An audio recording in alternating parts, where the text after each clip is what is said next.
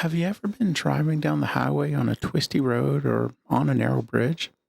To your side, you'll often find guardrails. They're there to keep you from wandering somewhere you shouldn't. Welcome to Managing a Career, the podcast that helps you navigate the path to professional success.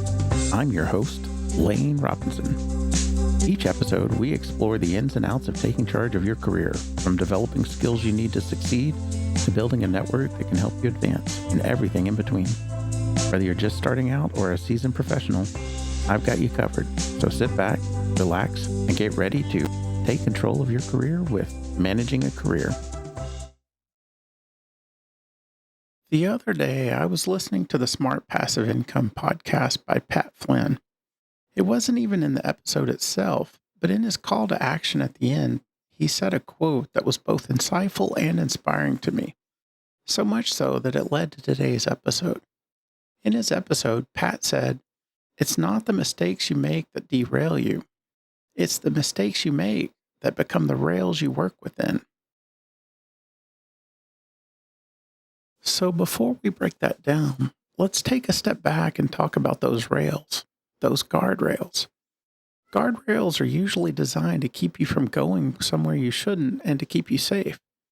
But when it comes to your career, those guardrails are often built by others, or more specifically, they are created by you based on the expectations you think others have of you, and they're there to keep you in line. In the end, they may be holding us back from our full potential by keeping us from breaking out of a box that we find ourselves in. So, what do I mean by all of that?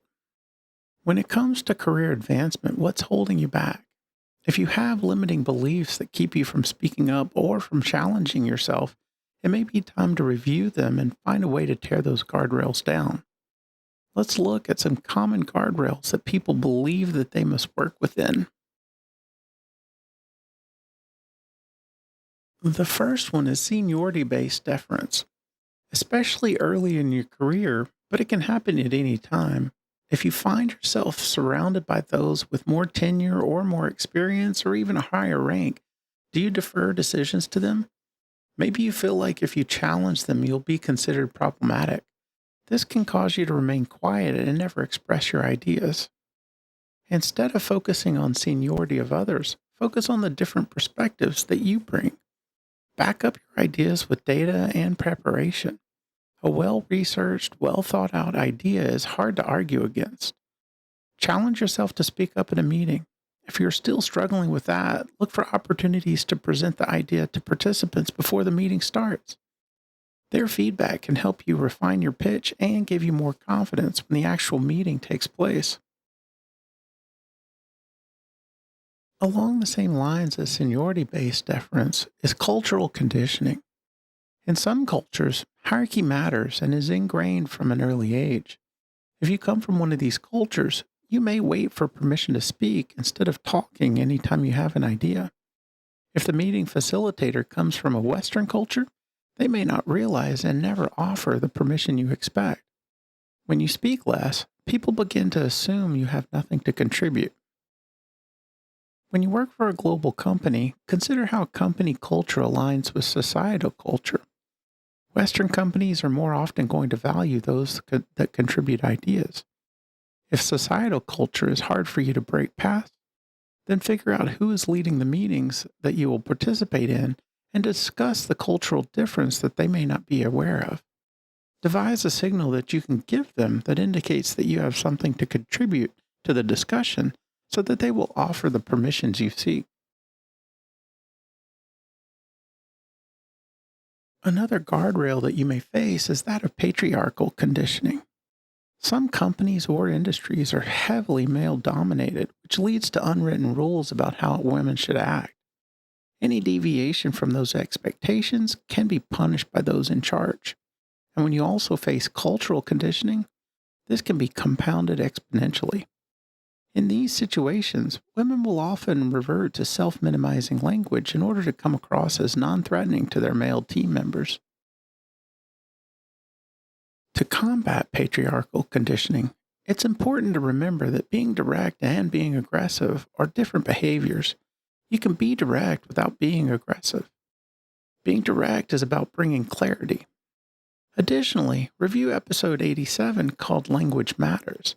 Pay close attention to the sections on undermining yourself and undermining your intelligence. But in short, look for ways to remove phrases from your vocabulary such as sorry, or I could be wrong, or I don't know. Using these phrases are not just making you appear non-threatening, but are also perpetuating the patriarchal view. There are also guardrails based on race and ethnic identity. You may work at a company with very few people that look like you or that share a common heritage with you. You limit what you say and how you say it in order to not validate any stereotypes that your colleagues may have. You may even force yourself to tone down your actions or language in order not to be perceived as emotional or problematic. Code switching can be draining.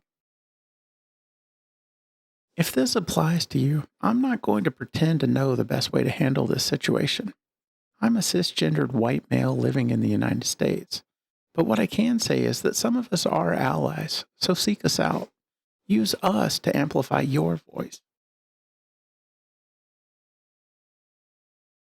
Regardless of the source of your guardrails, they all lead to limits that can hold you back. You become diminished or invisible. And when you aren't seen, you won't be supported when it comes time for advancement. While the guardrails may have been built by society, your inaction reinforces them. If we look back at the quote from Pat Flynn, it's not the mistakes you make that derail you, it's the mistakes you make that become the rails you work within. If I reframe it in the context of this episode, when you let your guardrails limit your action, you make the mistake that will derail your progress.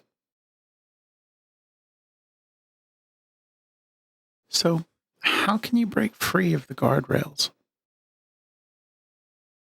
In 12-step programs, the first step to breaking free is to name what limits you. The same applies here.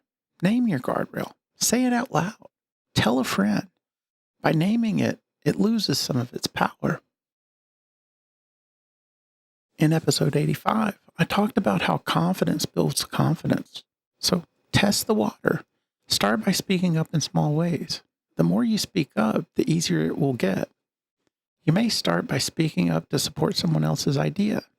As you gain confidence, you can then transition to offering your own ideas and eventually even being the first to bring an idea to the team. Look for allies.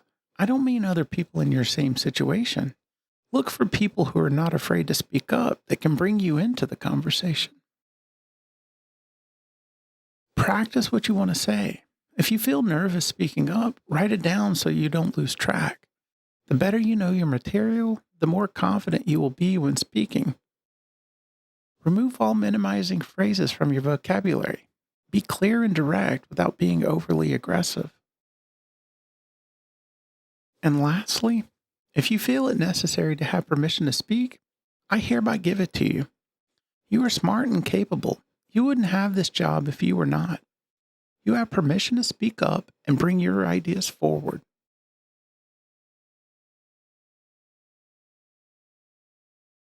This is a very important episode of this podcast. If you are personally impacted by these guardrails, use these guidelines to break free of them. If you know someone who is impacted by these guardrails, be an ally. Call them into conversations and support their ideas. Share this podcast, and specifically this episode, with the marginalized members of your team.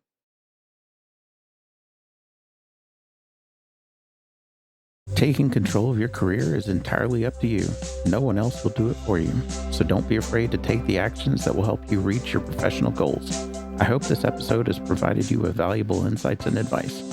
If you want to stay up to date with the podcast, be sure to subscribe in your podcast player of choice and visit managingacareer.com to submit show topics and link to our community.